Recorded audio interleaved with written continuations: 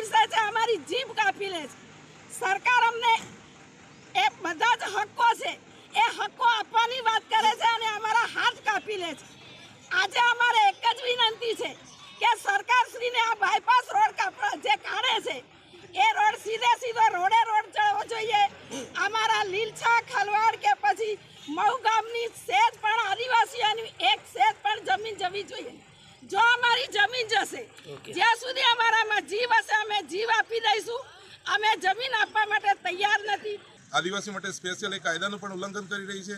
Supreme કોર્ટના judgement પણ છે કે ગ્રામસભાની મંજૂરી વગર સરકાર 1 ઇંચ પણ જમીન લઈ શકતી નથી અને રૂઢિગત ગ્રામસભા હોય ત્યારે એ ગ્રામસભાની મંજૂરી લેવી પડે, એવી કોઈ મંજૂરી લીધેલ ન હોવા છતાં પણ સરકાર તાનાશાહી વાપરી મોટો પોલીસનો ખડકલો તૈયાર કરી અને અમારા વિસ્તારની જે આ જમીન છે એમાં ગેરકાયદેસર રસ્તો બનાવવા જઈ રહી છે। ત્યારે અમે તમામ લીલછા ખલવાડ અને વિસ્તારના તમામ ખેડૂતો લડી લેવાના મૂડમાં છીએ।